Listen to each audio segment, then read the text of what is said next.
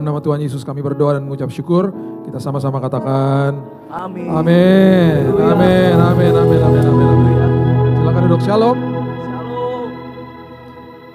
Oke, saya rindu kita belajar sesuatu yang seringkali diabaikan karena akhirnya kita terjebak di dalam sebuah rutinitas kehidupan yang akhirnya membuat kehidupan kita sebagai orang Kristen pun jadi frustasi. Banyak kehidupan anak-anak Tuhan yang karena tidak belajar menerima yang terbaik, dia bingung bagaimana saya bisa memberikan hidup saya untuk Tuhan. Nah, prinsip dasarnya itu sebenarnya ini, sangat-sangat sederhana. Kita ini tidak bisa memberikan sesuatu yang kita nggak punya, sederhana. Saya nggak bisa kasih uang kalau saya nggak punya uang, saya nggak bisa kasih waktu kalau saya nggak punya waktu, saya tidak bisa memberikan yang terbaik kalau saya tidak punya yang terbaik. Kita perlu paham bahwa ada kado yang terindah yang kerajaan sorga berikan untuk kita. Mungkin saking indahnya ya, kita nggak percaya kita dikasih. Mungkin itu satu. Mungkin juga yang kedua, kita udah dikasih, kita nggak sadar, kita nggak pernah buka kadonya. Jadi kita akhirnya nggak paham bahwa kita diberikan yang terbaik. Dan ada banyak contoh dan bahkan ditulis oleh para penulis-penulis Injil bahwa pemberian Tuhan yang dahsyat ini mengubahkan hidup-hidup orang. Ketika mereka sadar. Nah, karena kita juga terjebak di dalam sebuah ritual-ritual agama yang kita lakukan misalnya, dan kita berpikir bahwa dengan itu yang kita lakukan, dengan upaya yang kita lakukan, saya akhirnya mendapatkan kemerdekaan nantinya. Misalnya contoh sederhana misalnya, udahlah ke gereja aja, nanti setelah pulang dari gereja, ya saya harapkan saya dipuaskan. Gak salah, itu baik dan luar biasa. Tetapi kalau hanya sekedar mengandalkan hanya ibadah di hari Minggu saja, kita tidak menghidupi kehidupan kita setiap hari di dalam kebenaran firman, alhasil yang terjadi hidup kita ini jadi begini-begini nih. Jadi kebingungan gitu, turun naik kebingungan, dan kita akhirnya menganggap bahwa ketika saya masuk ke dalam gedung gereja misalnya satu, kemudian saya didoakan sama hamba Tuhan misalnya, dan lain sebagainya, baru itu jadi afdol gitu loh. Jadi akhirnya kita nggak menghidupi kehidupan kekristenan kita hari lepas hari, bahkan setelah nanti doa berkat disampaikan, kita sering kali mengucapkan kata-kata seperti begini, ibadah sudah selesai. Padahal ibadah nggak bisa selesai, ibadah berjalan terus kan. Ini gedung gerejanya, saudara dan saya adalah gerejanya. Berarti dimanapun kita injakkan kaki kita, tempat itu berubah jadi tempat ibadah. Ibadah kita berjalan terus dengan format yang berbeda-beda. Saya sedang menularkan budaya kerajaan sorga dimanapun saya ditempatkan Tuhan. Itu prinsip dasarnya begitu. Nah, diperburuk lagi dengan pengertian-pengertian agama, itu sebabnya saya selalu katakan kepada jemaat Tuhan, hormati agama Kristen. Hormati sinode, denominasi, tata ibadah yang jumlahnya ribuan. Kenapa itu ada? Karena perselisihan doktrin misalnya. Hormati, tapi jangan dikultuskan. Kejar Yesusnya, kejar isi hati Tuhan gitu loh. Supaya akhirnya merdeka, kitanya jadi hidupnya walaupun ada masalah pun kita tersenyum gitu loh. Kita sadar bahwa betapa besar kasihnya untuk kita, setiap hari kalau bangun pagi itu kita bisa bilang begini, makasih ya Tuhan buat kasih-Mu yang begitu besar atas hidup saya. Tuhan terima kasih walaupun aku jatuh bangun, Tuhan gak pernah berseberangan sama saya. Tuhan tetap mengasihi saya, bahkan kasih-Mu tidak bisa dipisahkan dari apapun dan dari siapapun. Oleh siapapun dan oleh apapun. Itu sebabnya Tuhan hari ini, aku mengucap syukur karena aku sudah menerima yang terbaik. Aku mau Tuhan supaya hidup aku mengerti bahwa aku diberikan kelimpahan sama Tuhan di dalam sini. Nah yang terjadi adalah ketika kita gak ngerti ini, timbullah pernyataan-pernyataan di dalam gedung gereja. Contoh sederhana aja. Yang seringkali kita cuman dengar, kita pikir itu kalimat-kalimat yang bagus. Contoh misalnya begini, ada doa di awal ibadah, Tuhan berkati kami Tuhan, hari ini kami memulai ibadah kami. Terus doanya begini, Tuhan layakkan kami Tuhan, sebentar kami mau masuk ke dalam hadirat Tuhan. Itu doa zaman perjanjian lama loh. Tuhan layakkan aku sebagai imam besar, masuk ke dalam ruang maha kudus, karena kalau aku gak layak, kalau aku gak kudus, aku mati di dalam situ. Jadi harusnya hari ini saya berdoanya gimana? Karena selesai udah materai sama Yesus, selesai di kayu salib. Harusnya berdoanya gimana? Tuhan terima kasih ya, bahwa hari ini kami adalah manusia-manusia orang percaya yang sudah dilayakkan sama Tuhan. Makasih ya Tuhan, hari ini saya hidup taat karena saya sudah dilayakkan, bukan untuk dilayakkan. Itu hal sederhana. Terus lagi pernyataan di dalam sebuah organisasi gereja misalnya. Lu ikutan pelayanan dong, nanti biar lu diberkati sama Tuhan hidupnya. Kalau ada orang ngomong begitu sama Anda, tengking mereka dalam nama Yesus. Ya. Harusnya ngomongnya apa? Kamu ikutan pelayanan dong, karena kan kamu sudah diberikan kebaikan sama Tuhan. Tuhan sudah terlebih dahulu mengasihi hidupmu. Dan bahkan sebenarnya gak usah disuruh-suruh sih. Orang yang sudah mengerti kebaikan Tuhan dan menerima dan belajar bahwa dia sudah menerima kebaikan dari Tuhan, dengan sendirinya dia mau melayani Tuhan dalam semua aspek kehidupan dia. Ingat, pelayanan juga bukan terjadi hanya di dalam gedung gereja saja, tetapi juga di luar. Yang paling penting justru di awal adalah Tuhan memberikan di Kejadian 2 ayat 5 adalah marketplace sebenarnya. Belum ada semak, belum ada tumbuhan, karena belum ada hujan, karena belum ada manusia yang mengelola. Pada awalnya manusia justru diberikan tempat usaha, diberikan marketplace. Itu tempat di mana dia akhirnya bisa mengeluarkan semua budaya kerajaan sorga yang dia miliki, nilai-nilai itu untuk ditularkan kepada orang-orang di sekitarnya. Jadi besok, hari Senin masuk ke dalam tempat pekerjaan, masuk ke dalam tempat usaha, ibadah jalan terus. Bahkan tempat itu adalah tempat justru di mana saya bisa mengabarkan kebenaran firman Tuhan kepada orang di sekeliling saya. Di hari Minggu saya kembali ke tempat ini untuk di recharge. Saya ketemu sama teman-teman orang percaya, saling mengingatkan, jangan lupa ya datang cool, jangan lupa lo nanti ada ibadah ini, jangan lupa ya, saling menguatkan. Udah gitu kita keluar, ibadah jalan terus. Kita akhirnya jadi pilar kebenaran di dalam komunitas kita. Kita bukan jagoan kandang. Karena orang kalau sekedar hanya jagoan kandang, banyak orang munafik di hari Minggu, terjadinya begitu akhirnya. Karena dia berpikir bahwa ibadah hanya 1,5 jam di tempat ibadah, di gedung-gedung ibadah. Makanya suami istri yang berkelahi di mobil ketika mereka sampai ke tempat ibadah dulu, tar terusin lagi. Dia keluar dari mobil, dia masuk ke tempat ibadah, munafik semuanya. Orang gak tahu dia lagi berkelahi. Kenapa? Shalom, shalom, gitu-gitu kan. Terus nyembah Tuhan sama-sama. Masih kesel hatinya, ngeliatin bininya. Ntar lo ya. Selesai ibadah, doa berkat disampaikan, masuk ke mobil. Sampai mana tadi? Lo pikir gue lupa? Gak bisa lah, mobilnya langsung berubah jadi tempat ibadah. Karena gerejanya saudara dan saya, kita tubuh Kristus kok. Bait kebenaran, itu sebabnya dimanapun kita melangkahkan kaki kita, budaya kerajaan sorga harusnya mengalir toh. Nah ini dia nih. Belajarlah untuk menerima yang terbaik. Yohanes 13, coba lihat ya, ini contoh aja. Yohanes 13 ayat 21 sampai 26. Yohanes 13 ayat 21 sampai 26. Setelah Yesus berkata demikian, ia sangat terharu. Lalu bersaksi, aku berkata kepadamu, sesungguhnya seorang di antara kamu akan menyerahkan aku. One of you will sell me. One of you, salah satu dari kamu akan menjual aku. Siapa namanya? Yudas Iskariot. Murid-murid itu memandang seorang kepada yang lain, mereka ragu-ragu siapa yang dimaksudkan sama Yesus. Seorang di antara murid Yesus. I love this. Saya suka banget dengan ayat ini. Yang tulis buku Yohanes siapa? Yohanes lah. Ya. Yohanes murid Yesus. Seorang di antara murid Yesus, yaitu murid yang dikasihinya. Yohanes menyebut dirinya, bukan pakai nama aku, bukan saya, dia katakan dirinya murid yang dikasihinya. Kalau kita nggak paham, kita baca gini, ini orang narsis amat sih gitu. Dia bukan narsis, dia adalah orang yang sedang fokus sama kasihnya Tuhan kepada dia. That is so amazing. Dia ketika dia fokus sama kasihnya Tuhan kepada dia, dia berbeda seperti Petrus yang fokus sama kasihnya kepada Tuhan. Akhirnya jatuh. Kalau diterjemahkan di hari ini mungkin ada yang ngomongnya begini. Yalah, gue kan udah pelayanan udah lama, gue kan jaga kekudusan, gue sih gak kayak dia lah, gue hidupnya bener lah. Itu program-program itu gue yang buat lagi. Gitu. Self-righteous. Dia fokus kepada kasihnya kepada Tuhan. Beda sama Yohanes, fokus kepada kasih Kristus kepada dia. Perhatikan apa yang terjadi. Dikatakan begini, murid yang dikasihinya, Yohanes ini, bersandar dekat kepadanya di sebelah kanannya. Di dadanya Yesus, dia lagi senderan di dadanya Yesus. Kepada murid itu, Simon Petrus yang fokus sama kasihnya kepada Tuhan, bilang begini sama si Yohanes, memberi isyarat dan berkata gini, sini. Tanyain dong siapa yang dimaksudkannya. Tanyain dong sama Yesus, yang dimaksudkan sama dia murid yang akan menjual dia siapa. Petrus aja tahu bahwa murid yang dekat sama Yesus itu Yohanes. Dan Petrus tahu bahwa yang dapat inside story itu Yohanes. Ditanya sama Yohanes, murid yang duduk dekat Yesus itu berpaling kepada Yesus dan kemudian dia bertanya begini, Tuhan, siapakah itu? Siapa sih orangnya? Dikasih tahu.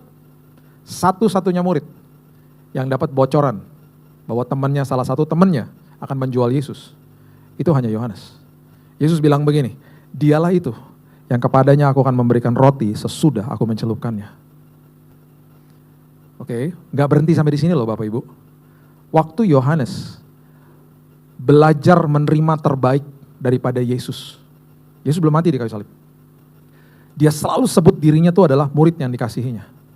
Dia udah tahu bahwa dia tuh dikasih Tuhan secara luar biasa. Satu-satunya murid yang memberanikan diri berdiri di depan kayu salib ketika Yesus sedang disalib, itu cuma dia. Yang lain kabur. Yang satu menjual, satu menyangkal. Dia gak usah disuruh. Dia akan memberikan yang terbaik, dia gak peduli ada resiko ditangkap, dia gak peduli. Dia berdiri di depan kayu salib. Dititipkan ibunya Yesus bahkan nama Yesus. Untuk tinggal sama dia ketika Yesus mati di kayu salib. Itu sebabnya Yohanes ketika menulis bukunya berbeda dengan yang lain karena dia dapat pewahyuan berbeda dengan yang lain. Banyak orang tanya gini sama saya, gimana sih Pak cara tahu isi hati Tuhan? Gimana sih Pak cara makin mengerti firman Tuhan? Sederhana jawabannya, makin belajar menerima dari Tuhan. Engkau akan makin dibukakan pewahyuan yang orang lain mungkin gak dapat. Format ketaatan yang gak pernah dibahas, belajar terima. Karena semua yang didengungkan dari atas mimbar, ayo taat, ayo hidup kudus. Betul, itu semua betul, gak ada yang salah. Tapi bagaimana saya bisa hidup taat? Bagaimana saya bisa hidup di dalam kekudusan, menjaga keselamatan saya yang diberikan secara cuma-cuma sama Tuhan. Kalau saya gak pernah belajar yang terima yang terbaik dari Tuhan. Makanya dia ngomong sama Marta, kalau bisa diartikan dalam masa sehari-hari, dia ngomong begini, Marta jangan ribet-ribet pelayanan, belajar dulu kayak Maria duduk di kakiku, dengar suaraku, dapat instruksi dari aku, belajar terima, nanti kamu bisa berikan yang terbaik. Sesederhana itu. Yohanes menjadi salah satu murid, bukan salah satu, satu-satunya murid yang tidak mati martir. Karena rupanya masih ada waktu yang mau diberikan roh Tuhan kepada dia. Sehingga dia dilarikan ke Pulau Patmos. Di situ roh Tuhan hinggap di dalam dia. Roh Kudus yang sudah dicurahkan di dalam hati daripada semua hati daripada murid-murid Yesus termasuk kita juga. Dia tulis di sana buku yang kita kenal namanya Revelation atau Wahyu. Yang dapat siapa? Yohanes. Belajar terima yang terbaik, sanggup memberikan yang terbaik. Sesederhana itu. Bagaimana hidup kita bisa jadi kado bagi orang lain kalau kita gak pernah belajar terima. Makanya banyak orang yang mau nonjol, banyak orang gak mau jadi orang yang di belakang layar. Mana ada yang tahu orang namanya Barnabas? Mana ada yang tahu orang yang namanya Barnabas ini menjadi orang second man-nya, orang yang menjadi penyokong sebuah perjalanan misi yang luar biasa dan sebuah pelayanan yang dahsyat oleh seseorang yang sangat kita kenal namanya Paulus. Mana ada yang tahu sosok Barnabas? Siapa yang ngenalin Paulus kepada jemaat mula-mula atau kepada pilar daripada gereja mula-mula di Antioquia? Barnabas. Kita gak dengar kisah-kisah kayak begini. Ini orang-orang yang hidupnya tuh jadi kado bagi orang lain. Karena dapat yang terbaik dari Tuhan. Dia gak mau tampil bahkan. Gak butuh pembuktian orang-orang seperti begini. Karena udah receive the best. Bayangin gak? Dia masuk ke Antioquia. Dia bawa Paulus. Ex-pembunuh. Pilar gereja mula-mula apa gak begini? Lo yang benar aja lo bawa dia ke sini. Kalau ntar dia nyusup terus dia bunuh kita gimana? Udah gue pertaruhkan nama baik gue, dia udah bertobat. Perjalanan Paulus ke banyak kota itu dimulai dari Antioquia. Yang kenalin siapa? Barnabas. Waktu Paulus berselisih paham dengan orang yang disebut Yohanes yang disebut Markus. Karena Paulus kan dominan, orangnya disiplin. Mungkin Yohanes yang disebut Markus ini orang yang tidak disiplin.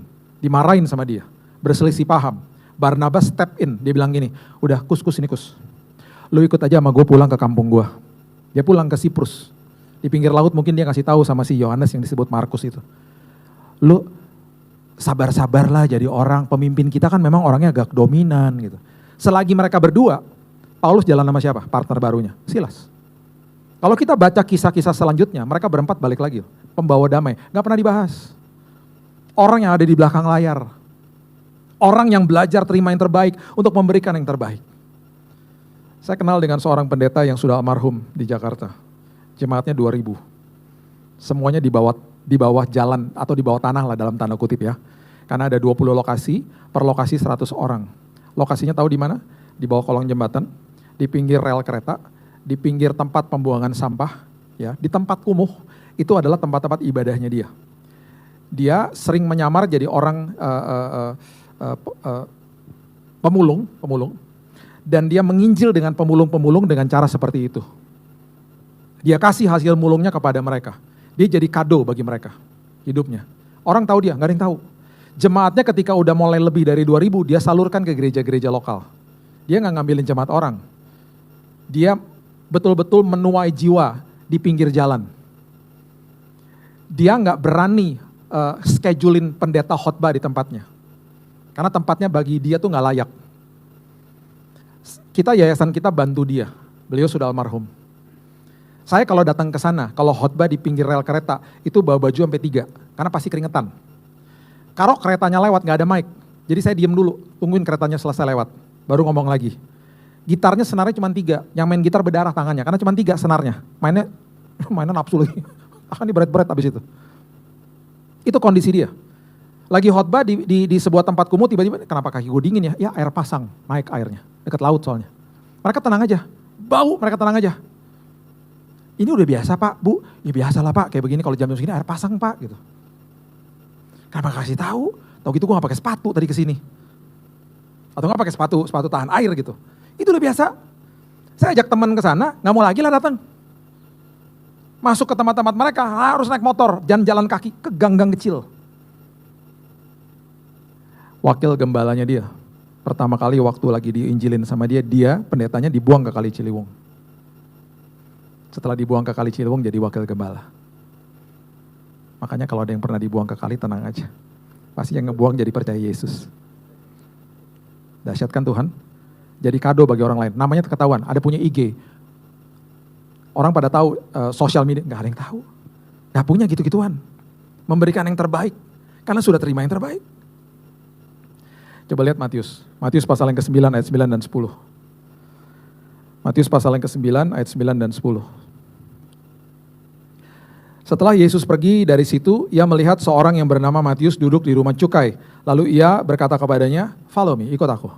Bapak Ibu, pemungut cukai dianggap orang berdosa. Pemungut cukai itu disingkirkan. Bayangin seorang Yahudi kerja buat penjajah dan kemudian mengutin cukai atau pajak kepada teman-temannya. Bayangin teman kita kerja buat penjajah, ngetokin rumah kita, mengutin pajak. Kesel gak kita ya? Kesel lah ya. Berarti ini orang-orang betul-betul ousted banget, dia betul-betul gak disukai sama banyak orang. Yesus datang nih kepada Matius. Penulis kitab Matius, dia bilang begini, "Follow me." Dia mengalami kebaikan Tuhan, sehingga akhirnya dia ngundang teman-temannya, sesama orang berdosa, sesama pemungut cukai, dan Yesus makan di rumahnya dia, mungkin dimasukin di WhatsApp grupnya, "Guys datang ya, gue barusan ketemu sama sosok pribadi yang luar biasa, lu mesti kenal sama dia." Datanglah mereka. Maka berdirilah Matius mengikuti dia, kemudian ketika Yesus makan di rumah Matius, datanglah banyak pemungut cukai, orang berdosa, makan bersama-sama dengan dia dan murid-muridnya. Yang mencibir mereka habis ini siapa? Orang-orang agamawi. Matius menerima yang terbaik. Dan salah satu sumbangsihnya dia, untuk kita hari ini. Dia mulai tulis sebuah hidden gem sebenarnya. Yang dia tulis di Matius pasal yang pertama. Yang kalau kita baca, kita akan bacanya cepat-cepat dan kita skip. Karena itu cuma sekedar nama alias silsilah Yesus. Padahal waktu dia tulis, saya percaya waktu dia tulis, dia pasti tersenyum, kaget, dan nangis. Udah pasti. Karena kan dia harus teliti satu-satu kitab-kitab nabi-nabi, Taurat-Taurat dibukain sama dia waktu dia tulis silsilah Yesus. Matius 1 ayat 1 coba lihat. Inilah silsilah Yesus Kristus. Ditulis sama dia, anak Daud. Lah, bukannya dia nyuri bini orang. Dia tulis, wow, ternyata gak sempurna juga ya silsilah dia. Dia tulis lagi Abraham. Abraham mah oke. Abraham peranakan Ishak. Ishak sih oke. Ishak peranakan Yakub. Mulai red flag nih. Yakub memperanakan Yehuda, anak keempat. Nah loh, mulai red flag tuh. Terus tiba-tiba gini, Yehuda memperanakan Peres. Peres dan Zerah. Ibunya siapa? Tamar. Dia baca tuh Kejadian 38, ada di Alkitab Bapak Ibu sekalian. Tamar, bukannya ini menantunya Yehuda? Loh, dibaca lagi. Lah, ini menantunya dihamilin sama mertuanya? Ya ampun. Kaget dong. Wow, ternyata silsilahnya dia gak sempurna-sempurna amat ya. Dia tulis lagi. Ada kemungkinan dia nangis, ada kemungkinan juga dia mungkin dalam hati gini, contemplating gitu. Masukin gak ya namanya? Masukin lah.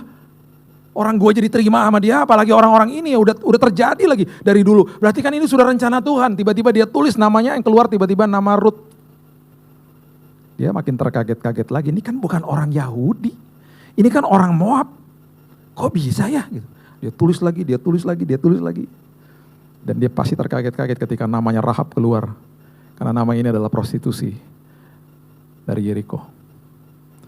Saya mau beritahu ini kepada kita. Matius lagi kasih tahu sama kita bahwa Yesus datang untuk semua kita, orang berdosa. Silsilahnya pun tidak sempurna. Itu sebabnya Alkitab mengatakan, hari ini kita yang tidak sempurna disempurnakan sama Yesus. Hari ini, semua kita nggak akan pernah bisa sempurna loh. Tetapi ketika dia memandang kehidupan kita, dia lihat dari lensa kasih karunia. Bukan dari Taurat. Itu sebabnya semua kita di hadapan dia sempurna. Karena Yesus. Kalau kita bisa menerima ini dengan benar, belajar menerima kebaikan Tuhan, harusnya kita sanggup akhirnya hidup ini bisa memberikan yang terbaik. Bapak Ibu, saya punya teman terlepas dari narkoba berat. Dan ketika saya tanya sama dia, bro, lu rehab di mana? Gue gak pernah rehab, Bill. Lu tahu gak apa yang terjadi sama gue? Setiap kali gue pulang mabok, malam-malam, pintu rumah gue dibukain sama bokap gue. Dia nungguin di living room.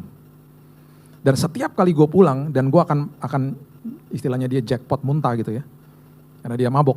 Itu temenin sama bapaknya di toilet. Dipegangin lehernya. Dipeluk sama bapaknya. Didudukin di living room, dibuatin teh panas kalau malam. Dianterin ke kamarnya. Dibelai kepalanya sampai dia tidur. Hari lepas hari. Hari lepas hari. Bulan lepas bulan, tahun lepas tahun. Papanya nasihatin dia jelas, tapi gak pernah digini-giniin. Nak, sudahlah nak. Didoakan terus sama bapaknya. Teman saya bilang gini, Bill, gue lihat Yesus di bokap gue. Gue lihat kasih karunia Tuhan, kasihnya yang tanpa kondisi buat hidup gue. Gue bebas, Bill, tanpa rehab. Gue lepasin semuanya, karena gue terima yang terbaik dalam hidup gue. Karena gue dapat kelimpahan dari yang Tuhan Yesus berikan lewat dia. Hidup gue penuh dengan kelimpahan. Itu Yesus, itu kasih karunia dia. Itu kado yang terindah di musim ini, yang seringkali terlupakan sama manusia. Kita terjebak di dalam ritual-ritual. Kita lupa bahwa kasihnya kepada kita itu tanpa kondisi. Tanpa kondisi. Itu sebabnya murid-murid Yesus, waktu Yesus ditangkap dan mereka kabur semuanya, ada kemungkinan besar ring satunya mereka bilang begini, sayang ya, kan mereka digadang-gadang nantinya akan jadi penerus pekerjaan Yesus. Sayangnya pada kabur, sayangnya nggak ada tim cadangan. Sayangnya tidak ada contingency plan, sayang ya. Yesus tenang aja tuh, karena dia tahu semua taburan kebenaran firman Tuhan yang sudah dibenamkan dalam hidup mereka, semuanya tinggal nanti akan semuanya menjadi sebuah kuasa yang luar biasa ketika nanti ada kuasa kebangkitan dan ada pencurahan Roh Kudus dalam hidup mereka. Mereka lagi ketakutan. Mereka ada di dalam sebuah ruangan yang tertutup, tiba-tiba dia menampakkan dirinya. Dan ada Thomas yang ragu-ragu di situ. Dia menembus tembok dan dia katakan, aku bangkit dari kematian. Mereka lihat sendiri sosok itu bangkit dari kematian. Mereka lihat sendiri sosok itu naik ke sorga. Setelah itu mereka menggegerkan dunia dengan Injil. Mereka menjungkir balikan dunia dengan Injil. Bahkan kematian ditantang sama mereka. Petrus ketika mau disalibkan, dia bilang, salibkan aku terbalik. Gak layak aku disalibkan seperti dia. Pembuluh darahnya pecah. Dan selagi dia pecah pembuluh darahnya, dia teriak kepada prajurit tentara Nero. Dia bilang, bertobatlah engkau. Bartolomeus dikulitin, siram air garam. Bartolomeus atau yang nama yang kita kenal Nathanael. That's him, that's what happened to him. Matius merambah sampai kepada benua Afrika. Sekarang 60% benua Afrika percaya Yesus. Dipukulin sama balok kayu sampai pecah kepalanya. Itu Matius. They don't care. Mereka tahu kenapa? Karena mereka lihat sendiri Yesus mengalahkan kematian. Mereka di dalam benak mereka katakan begini pastinya. Di detik aku tutup mata di bumi, di detik yang sama aku bangkit di pangkuan Bapa di sorga. Kematian sudah dikalahkan. Mereka menjungkir balikan dunia dengan Injil. Setiap hari di Kisah Rasul pasal yang kedua, jumlah jemaat mula-mula ditambah-tambahkan ribuan tiap hari. Dan belum ada perjanjian baru. Gak pakai Alkitab perjanjian baru loh. Mereka pakai kesaksian hidup, orang lihat mereka percaya. Sama seperti gembala setelah berjumpa dengan Yesus, semua orang yang disaksikan tentang kehadiran Yesus, semua Alkitab katakan heran. Semua heran. Kenapa? Karena gembala udah ketemu Yesus. Jadi ceritanya berbobot. Makanya kalau ada masalah, itu kesempatan kita ketemu sama dia. Kesempatan kita dengar suara dia. Makanya kalau ada masalah dan proses dalam hidupmu, itu kesempatan kemuliaan Tuhan dinyatakan lewat hidupmu. Kesaksianmu jadi berbobot. Saya hampir mati berkali-kali di tahun 2019. Saya sampai berdoa, Tuhan kasihan istriku. Dia melihat aku udah kritis di rumah sakit kena kanker darah. Setiap kali besoknya berdoa gitu ya, Tuhan jangan sampai kayak kemarin lagi, Tuhan ngeri banget Tuhan kalau lihat videonya gitu ya. Saya kan gak sadar udah. Tiba-tiba ada suara begini, gak apa-apa Bill, makin serem makin seru ntar kesaksiannya. Aku mau menyatakan kuasaku lewat hidupmu. Dia suka mempertontonkan anak-anaknya kepada dunia. Karena ada kemuliaan Tuhan, ada yang ada di dalam kita. Banyak orang gak punya akses baca Alkitab loh. Bahkan banyak orang menolak baca Alkitab.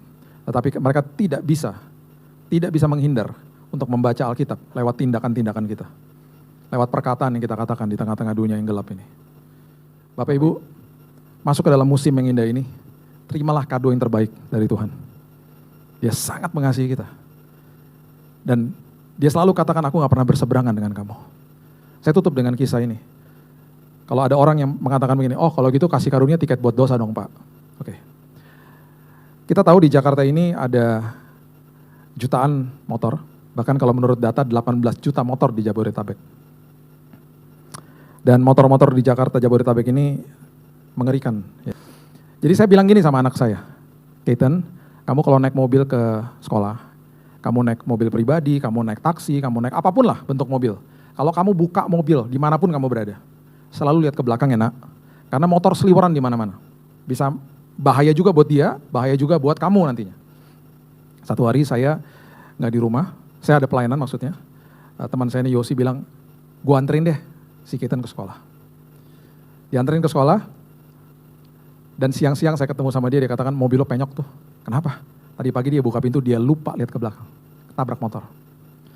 Di hari itu saya belum ketemu sama dia dan saya udah terbiasa kalau ketemu anak-anak saya dari mereka kecil, saya selalu, ini udah terbiasa, ini ritual di rumah kami. Peluk dan selalu bilang I love you, itu biasa tiap hari, every day. Saya belum ketemu dia.